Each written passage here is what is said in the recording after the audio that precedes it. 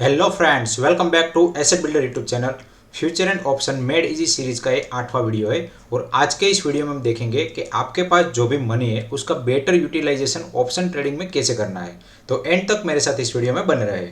सबसे पहले तो हम सबको पता है कि जब भी हम ऑप्शन सेलिंग में काम करते हैं तो वहाँ पे हमें कुछ मार्जिन की रिक्वायरमेंट होती है। जैसे फॉर एग्जांपल मैंने यहाँ पे एक स्ट्रेंगल बनाया है, काफ़ी दूर दूर स्ट्राइक प्राइस का स्ट्रेंगल है, लेकिन फिर भी यहाँ पे जो मार्जिन की रिक्वायरमेंट है वो बहुत ही ज़्यादा हाई है।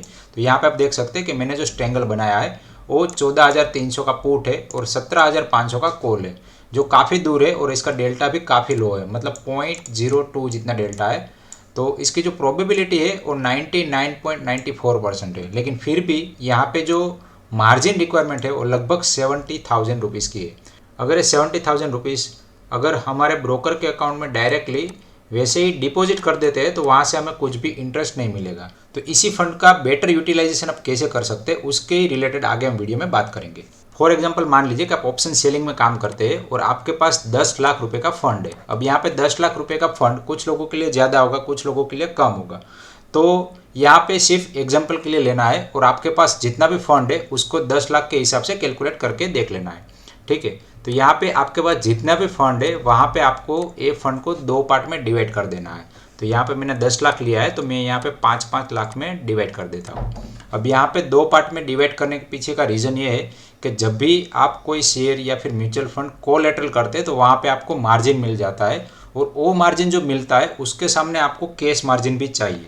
ठीक है, तो यहाँ पे 50% आपने इक्विटी कोलैटरल किया है और बाकी का 50% जो है वो आपका कैश मार्जिन है। अब मेरा अकाउंट जीरोधा में है तो मैं यहाँ पे जीरोधा के अंदर म्यूचुअल फंड के अंदर कोलैटरल करता हूँ। तो मैं एक बार आपको जीरोधा की स्क्रीन पे दिखा देता हूँ कि किस तरह से कोलैटरल किया जाता है। तो सिंपली आप गूगल के अंदर how to pledge my share ऐसा टाइप करेंगे तो आपको जीरोधा का ये एक आर्टिकल मिल जाएगा और यहाँ पे आपको चेक दिस लिस्ट मिल जाएगा। तो ये लिस्ट आप ओपन कर लीजिए। तो मैंने लिस्ट ऑलरेडी ओपन कर लिया है। यहाँ पे मेरे पास दो सीट है, नॉन कैश कंपोनेंट एंड दूसरा सीट है कैश कंपोनेंट। ठीक है, तो नॉन कैश कंपोनेंट के अंदर देखेंगे तो यहाँ पे काफ़ी सारी अलग अलग सिक्योरिटी के नाम लिखे हैं। तो यहाँ पे ये सारे ETF है। अगर मैं ऊपर चला जाता हूँ तो यहाँ पे ये सारे स्टॉक्स है। तो यहाँ पे इक्विटी शेयर से सिमिलरली मैं अगर नीचे ये लिस्ट में जाता हूँ तो यहाँ पे मुझे म्यूचुअल फंड का लिस्ट मिल जाएगा। तो यहाँ पे मेरे पास म्यूचुअल फंड का लिस्ट है। तो ये लिस्ट में जिसके अंदर भी आप इन्वेस्ट करना चाहते हैं उसके अंदर आप इन्वेस्ट कर दीजिए और वहाँ से आप वो कोलैटरल करके मार्जिन यूटिलाइज कर सकते हैं। ठीक है, तो यहाँ पे जो जनरली नॉन कैश कंपोनेंट है उसके अंदर मैं प्रीफर करता हूँ कि अल्ट्रा शॉर्ट डेट फंड या फिर मैं ले लेता हूँ भारत बॉन्ड ETF। अब ultra short term debt fund के अंदर अगर हम रिटर्न देखेंगे तो वहाँ पे रिटर्न जनरली 5 to 6%, मतलब कि FD जितना रिटर्न आपको मिल जाता है। और भारत बॉन्ड ETF के अंदर आपको जो रिटर्न मिलता है वो फिक्स है 6.87%। जो हाल में भारत बॉन्ड रिलीज हुए वहाँ पे उतना रिटर्न था।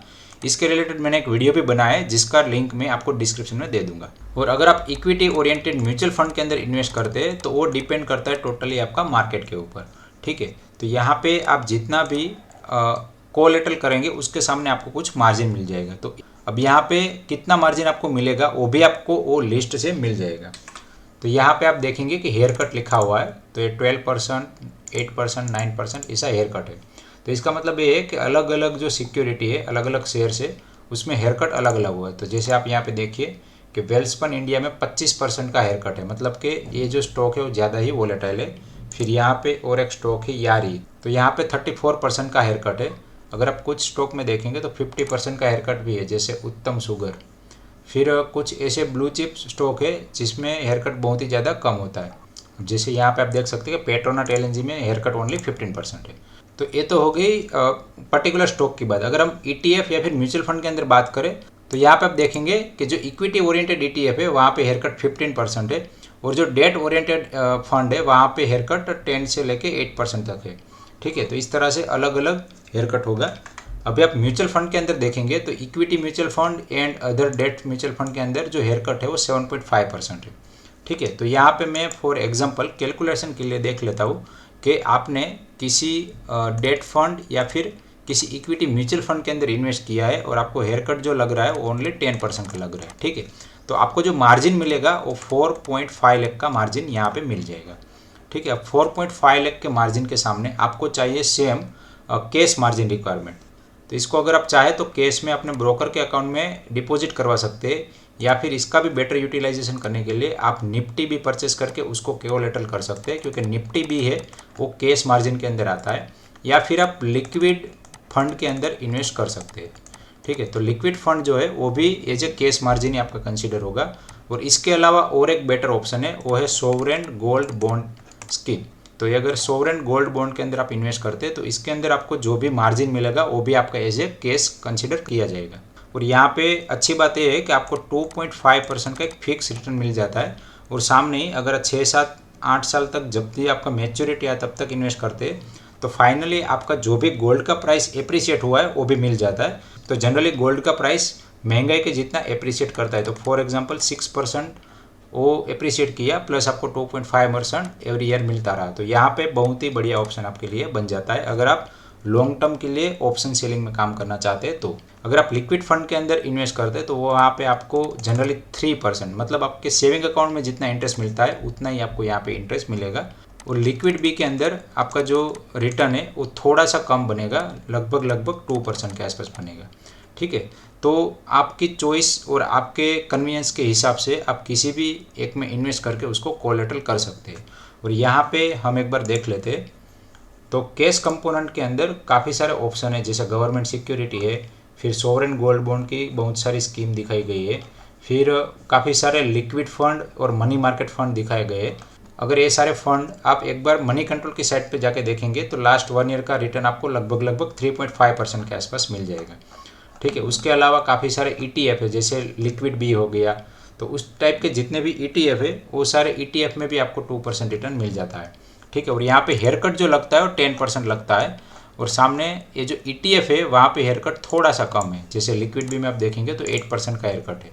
ठीक है, तो उस हिसाब से मैं देख लेता हूँ, तो यहाँ पे मान लीजिए कि आपका 10% का हेयर कट लग गया और यहाँ पर भी आपको 4.5 लाख का मार्जिन यूटिलाइज करने के लिए मिला है। ठीक है, अभी आपके पास टोटल मार्जिन मनी कितना हो गया, 9 लाख रुपीज़ का। ठीक है, आपने 10 लाख इन्वेस्ट किए और आपका मार्जिन मनी हो गया 9 लाख रुपीज़। अभी आपको यहाँ पे ये जो 10 लाख रुपीज़ है वहाँ पे अगर मैं एवरेज भी निकालता हूँ तो मैं मान लेता हूँ कि यहाँ पे 3% रिटर्न मिल रहा है और यहाँ पे 5% रिटर्न मिल रहा है, तो आपका जो एवरेज रिटर्न है वो 4.5% के आसपास मिलता रहेगा।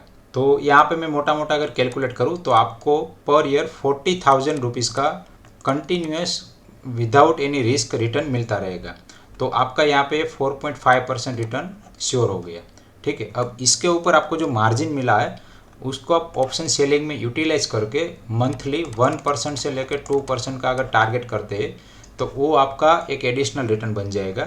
अगर हमें मान लीजिए कि 18% का रिटर्न मिल जाता है प्लस आपको यहाँ पे जो कोलेटरल वाला रिटर्न है वो 4.5% है, तो आपका ये जो रिटर्न टोटल बन जाएगा 22.5% रिटर्न बन जाएगा। ठीक है, तो इस तरह से आप अपने फंड को बेटर यूटिलाइज कर सकते हैं।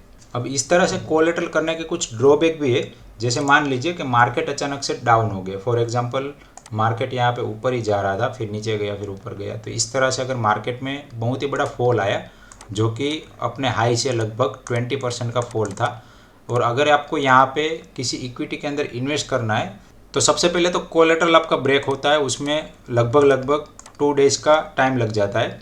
अब 2 डेज का टाइम लगता है, उसके बाद आपके जो म्यूचुअल फंड है वो म्यूचुअल फंड को आप विड्रॉ करेंगे तो विड्रॉ करने में भी आपको 2 डेज का टाइम लग जाएगा। ठीक है, तो टोटल आपका टाइम लग गया 4 डेज का। ठीक है, तो 4 डेज के अंदर मार्केट फिर से रिवर्स हो गया तो आपको उतना नुकसान हो सकता है। अब यहाँ पे एक बेनिफिट भी है कि मान लीजिए कि आपने कोई स्टॉक लॉन्ग टर्म के लिए इन्वेस्ट किया है और उसको कोलेटरल कर दिया है ऑप्शन सेलिंग में यूज़ करने के लिए, तो वहाँ पे आप चाहकर भी उस स्टॉक को मार्केट के अंदर सेल नहीं कर सकते, क्योंकि वहाँ पे आपने कोलेटरल करके उसको ब्लॉक कर दिया है।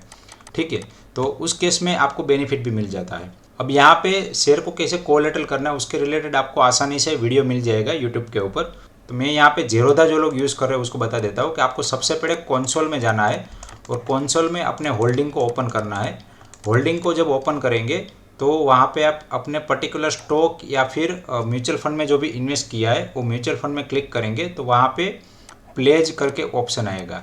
तो वहाँ पे जैसे प्लेज पे क्लिक करेंगे आपके पास एक स्क्रीन ओपन हो जाएगी, तो वहाँ पे आप कितनी क्वांटिटी प्लेज करना चाहते हैं उसके रिलेटेड एक एंट्री करने का आएगा। तो वो वहाँ पे आप अपना टोटल क्वांटिटी एंटर कर दीजिए और सबमिट पे क्लिक कर लीजिए। जैसे ही सबमिट पे क्लिक करेंगे आपके पास रात को 7 बजे के पहले एक लिंक आएगा और वो लिंक में आपको क्लिक करके अपना OTP एंटर करना है। तो ये जो प्रोसीजर है वो CDSL से कन्फर्मेशन के लिए प्रोसीजर है, क्योंकि CDSL यहाँ पे कंफर्म करता है कि आपने ही वो शेयर को प्लेस किया है, नहीं कि आपके ब्रोकर ने।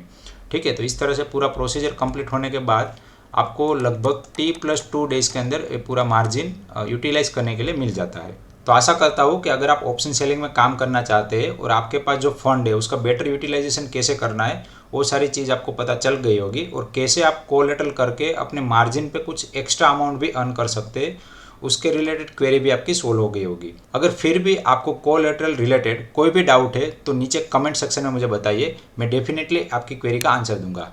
अगर आपको मेरा ये वीडियो पसंद आया है तो प्लीज़ वीडियो को लाइक करिए और चैनल को सब्सक्राइब करिए। इस वीडियो को एंड तक देखने के लिए आप सभी का दिल से धन्यवाद।